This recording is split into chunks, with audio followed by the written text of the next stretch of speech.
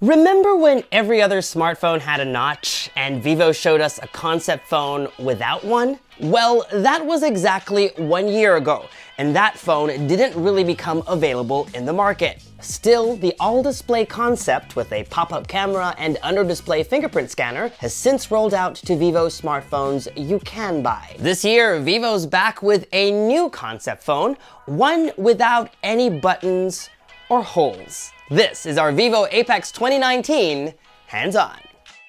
Before you get too excited, let me reiterate the Vivo APEX is just a concept phone. It won't go on sale, but as is most likely the case, Vivo will bring the most successful parts of this experiment to a commercial phone. Usually that will be called the Vivo Nex. Now, the premise behind Vivo's 2019 concept phone is both simple and controversial. A singular piece of glass you can interact with, one without any buttons or ports. They believe that the display should be the only point of human interaction, eliminating other design obstructions by reimagining them. Vivo calls this approach Super Unibody, a phone carved out of a single piece of glass. There's no metal frame, no physical buttons either. Of course, one could argue that the display is a separate piece of glass, and you would be correct. To further drive home the simplicity concept, there also aren't any speaker grills, no USB-C port, no headphone jack, no SIM card tray, no selfie camera. On its back, the cameras are flushed against the body, and if you must take a selfie, the back is reflective enough to be used as a mirror like so. We were shown this concept phone in 3 colors: Meteor Gray, Quartz White, and Titan Silver. The white one especially is a looker and is smudge-proof. I know we just said the phone isn't going to be commercially available, so maybe this tells us that the next Vivo Nex phone will be available in all of these 3 colors. To say it's beautiful would be an understatement. It's a pleasure to look at and to hold. The challenge for up-and-coming brands like Vivo to make their mark in this fiercely competitive and hugely saturated smartphone market is oftentimes understated. And so we appreciate them doing their part to innovate, or at least paint a picture of what smartphones of the future might look like.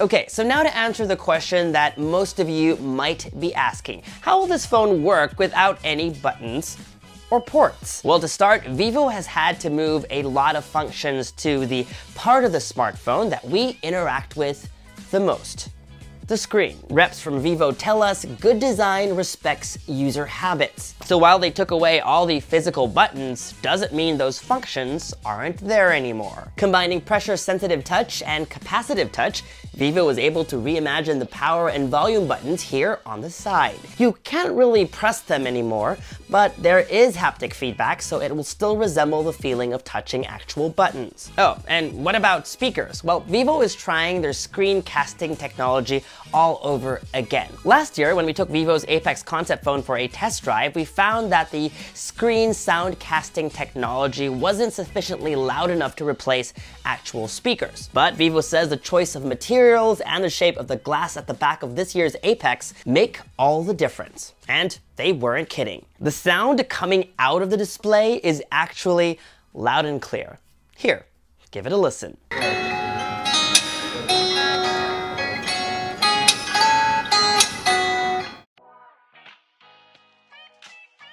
It's only been a year, but let's not forget it was Vivo and their technology partner Synaptics that actually put under-display fingerprint scanners on the map. It's still not as good or as fast as physical fingerprint readers, but since most of its competitors have caught up, Vivo hopes to elevate the tech even further by making the entire display a fingerprint reader. It employs what Vivo calls fingerprint light. As the name suggests, pixels light up as an additional light source to help you scan your fingerprint, so you can scan anywhere from here to here.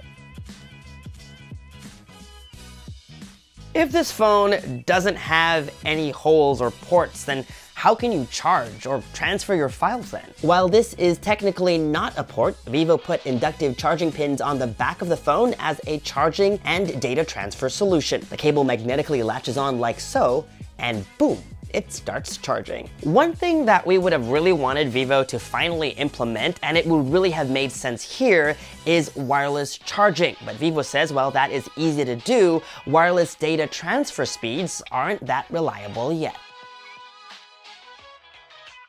APEX 2019 is also Vivo's first 5G smartphone powered by Qualcomm's Snapdragon 855. It also has 12 gigabytes of RAM, 512 gigabytes of internal storage, and runs on Android Pie. Specs and features we expect to see on an up-and-coming Vivo Next smartphone. Oh, and one more thing. There isn't a SIM card tray on the APEX, so this phone requires an eSIM. I doubt we're ready for a fully eSIM smartphone. We've seen combinations of the two, a physical SIM and an eSIM on the Google Pixel and Apple's iPhone XS, so most likely the next Vivo smartphone will probably have a combination of the two as well. And that was our Vivo APEX 2019 hands-on. Are you excited about Vivo's vision of the future? And if you could dream up what the smartphone of the future might look like and what the features might be, what would it be like? I'm curious to know. Let us know in the comments section below. As always, if you'd like to see more videos like this one, make sure to subscribe to our YouTube channel. Hit that bell icon so that you get notified as soon as we post new videos.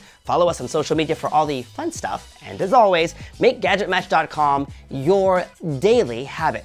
Until the next video, I'm Michael Josh. Thanks for dropping by.